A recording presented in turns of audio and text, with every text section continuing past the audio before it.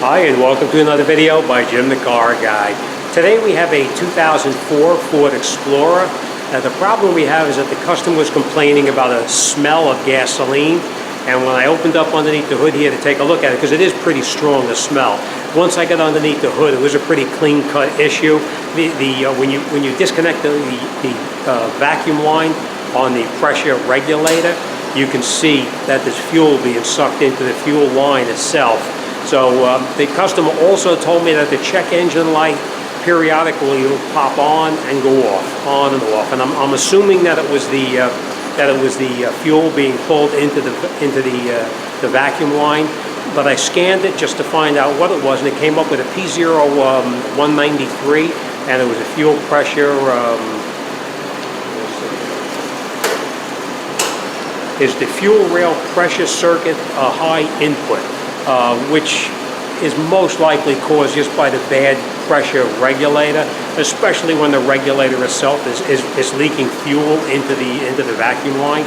So, all right, let me bring you in there. I got the vehicle running right now, and the pressures are in the normal range. They're at like 49, 50, right in that range right there, and it's running pretty decent. And right now, I don't even smell the fuel. So let's get in there, and I'm going to show you the fuel pressure, and then I'm going to show you how to go about replacing the fuel pressure sensor on the rail. This one is actually not too bad. Some of them you have to take the upper part of the plenum off to gain access to it. This one seems like it's right in a location where you can get to it without pulling the plenum off, which is kind of unusual for these Fords, because the only ones I've ever seen, you got to pull the plenum off on it. But let me get in there and I'll show you where it's located, and then we're going to go ahead and replace it. And the first thing you want to do before you do anything, and that's why this truck is running right now. The reason the truck is running is because I'm going to disconnect the either the fuel pump relay or the fuel pump fuse to let the vehicle run out of fuel pressure, so that way there will not be that much of a surge of fuel coming out when I pull the regulator out. Even though it's going to run out of fuel, you're still going to get a little bit of pressure coming out of there, so you want to make sure you're prepared. You want to use a fluorescent light, or you want to use any kind of a non-exploding light, so that's very important. You don't want to have any fuel hit a bulb and then have a catastrophe. So let me show you the tools. We're going to go inside the vehicle, and we're going to get started. We're going to get this job done. So let's go inside, and I'll show you what's going on in there first. Okay, as you can see, let's shut that down. As you can see, there's your fuel pump pressure right there, and it's in the normal range. It's not going crazy. I've seen them already where they're up to like 70 and 80 pounds, and you tap on the fuel pump regulator, and you'll see the pressure drop right back down. But that's not the case here. But we are going to change it because the fuel is actually being pulled into the vacuum line, and that's never good. All right, so first thing we're going to do now is we're going to go under the hood, and we're going to find out where. I'll show you.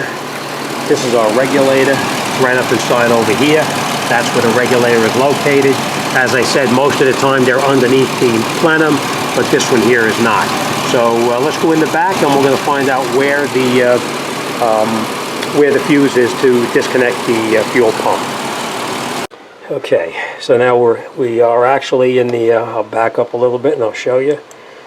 This is the central, or the battery junction box, and this is what it looks like underneath the hood. And here, we're going to go to the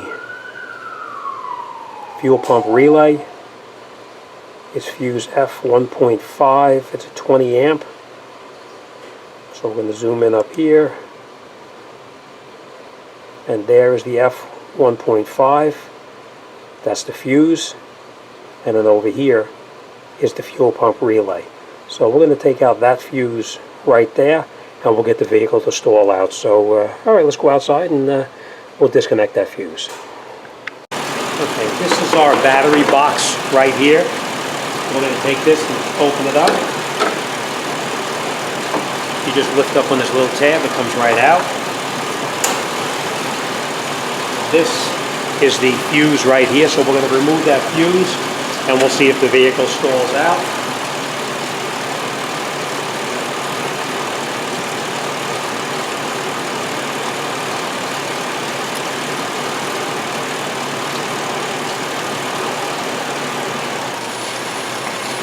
you can hear, is starting to change the idle. So we're going to go inside now, and we're going to just race it up until it dies out. Right now we're just running on the fuel that's in the rail. You can see the pressure is dropping.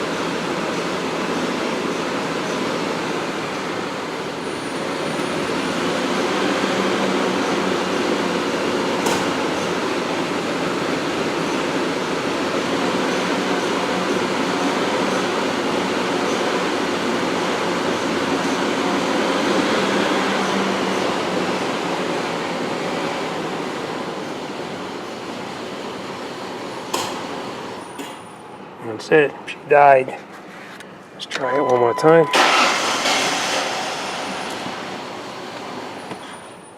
Okay. All right, so now we'll shut the key off.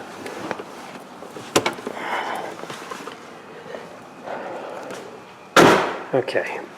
So now, even though we ran out of fuel, when we take out that regulator, we are still going to have fuel pressure. So let's get set up and let's get started. Okay, this is an example of what kind of tools you're going to need to actually change that pressure regulator. Now, I'm not pushing standard or any other type of product one over the other. This just happens to be the one that I've gotten from my local parts store to replace. That's the pressure sensor itself. And what happens is it's pulling, actually I'll show you when I take it apart, but it's actually dripping fuel out of that line right there, and it's pulling it into the vacuum system. I kind of thought that I would find like a rich mixture type code, but there was not. But that's the fuel rail pressure sensor, and as you can see, there's an O-ring right on there. So when you pull this out, we are going to get a little bit of gasoline squirting out. We have a pair of a very long ratchet. We have an extension with a number 30 Torx on it to remove the Torx screws that are in there, a pair of needle nose pliers in case I drop something, and a screwdriver to actually push the vacuum line off, or a pair of pliers like that to push the hose off, whatever I can do. These are the non-exploding lights that we are going to use, because if we get any fuel on them, we never have to worry about anything. So we are going to use these two lights, and of course our fluorescent light, which is right there, so we can gain some light on the where we're going to be working. All right, so all right, let's get in there. I'll show you what we're going to do, and we're going to get this done. Okay, so this is the regulator right here. As you can see, we have a number 30 Torx here, and we have a number 30 Torx there, and we're going to disconnect that vacuum line right there, and then we're going to take that plug off inside here.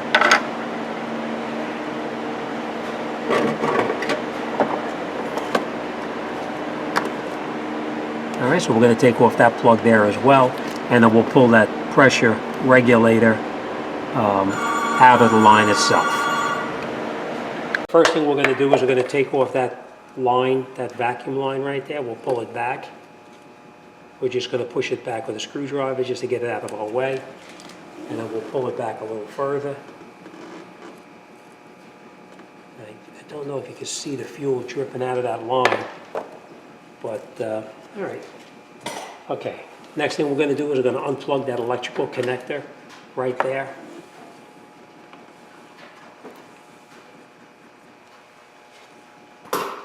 There's a little tab on the top that you need to push down. So we're going to push down on it, and then we're going to pull it out. Just like that. We're going to pull it back out of the way. just like this so we don't get any fuel on it.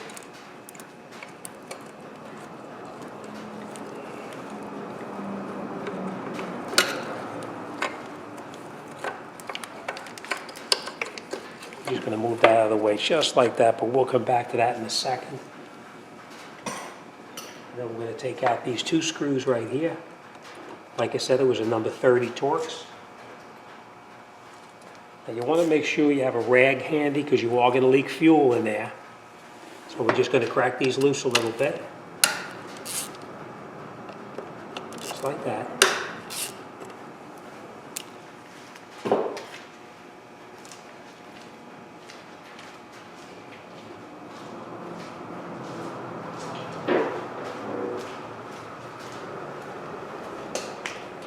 Alright, now we'll take these screws out just a little bit. Like I told you, we are going to have a little bit of fuel leakage in here, so be aware of that.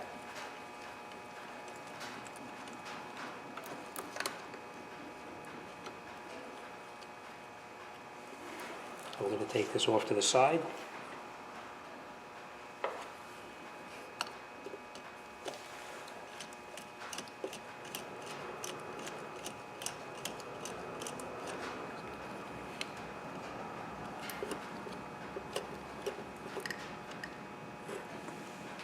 Take that second one out.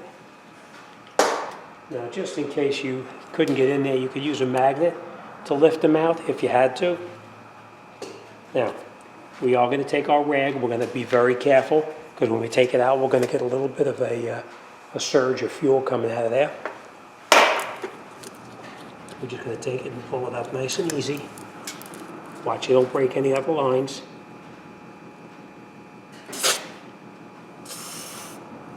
I don't know if you can hear that.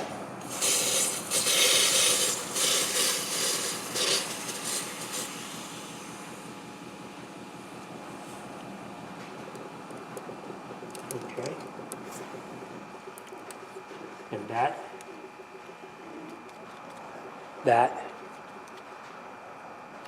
is the fuel coming out of the vacuum line. Not that much, but it's coming out through there nevertheless. All right, so now this is trash. We're just going to grab a rag. We're going to clean up where the new pressure regulator is going to go, because you don't want to get dirt on that O-ring. So we'll just clean it up a little bit. This is our new pressure sensor. We lubricated the O-ring right here. And now we're just going to push it down into the opening here.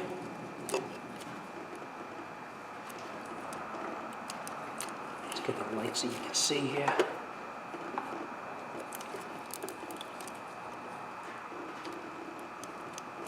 And it just slid right down. Now we're going to catch both of the bolts that we previously took out.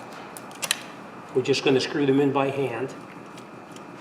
You want to make sure both bolts are caught before you tighten anything down.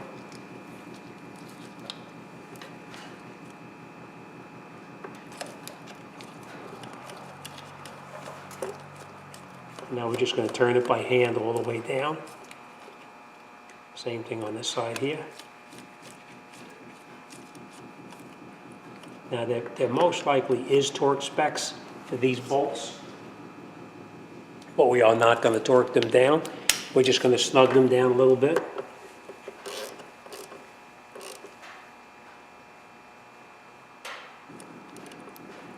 Now remember, you're going into it's plastic, the sensor. You don't want to crack it. All right. Next thing we're going to do is we're going to grab our vacuum line, and we're just going to put it on there. And we're just going to pull it.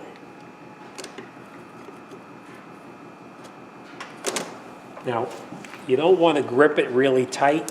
You're just grabbing it and pulling it on very, very, very little. Now we'll take the electrical connector and we'll plug it back on where we previously took it off.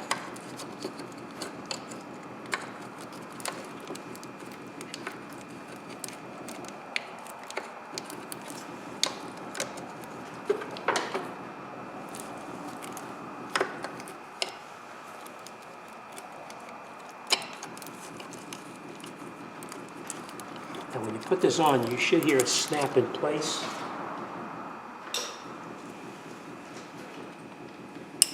You always want to listen for that little click.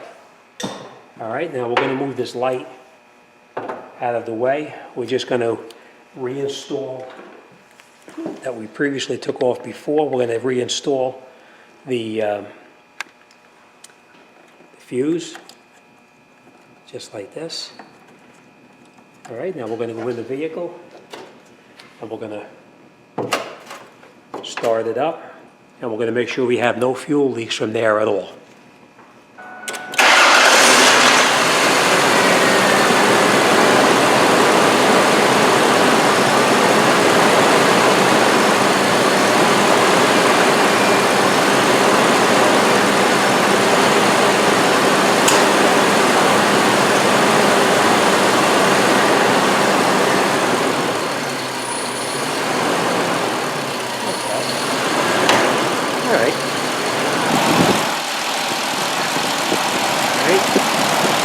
Make sure we have no leaks in there at all. As you can see, it's nice and dry. All right, let's go back in the vehicle. Let's check the pressure.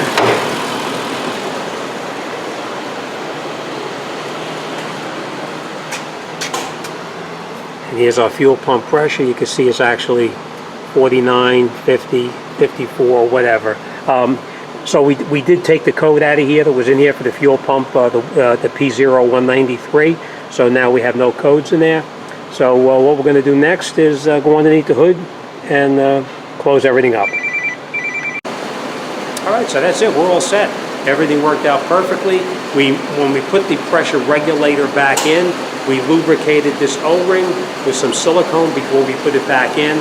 We cleaned off the base underneath here on the fuel rail that this was going into, so that we had no foreign matter going in there and possibly causing this O-ring to leak. We made sure our vacuum line was reconnected on here, and of course we made sure that the plug in here was not only plugged in, but plugged in all the way, and when you pushed it, you actually heard it snap in place. So now this job is finished, it's out the door. We are going to drive it with the scan tool on there. We want to monitor the pressure to make sure everything is okay. I'm pretty confident that P0193, the high pressure, is because this sensor here was no good. It's a very common problem on these Fords. And like I said, this one was easier than most. Most of these on the Ford Explorer 4.0 is under the plenum, where you have to remove the plenum to gain access to it. But this one here is actually, it's not really too bad. It's right there in the open. That's it. It's out the door, on to the next one. All right, as always, thanks for watching. I'll see you on the next one.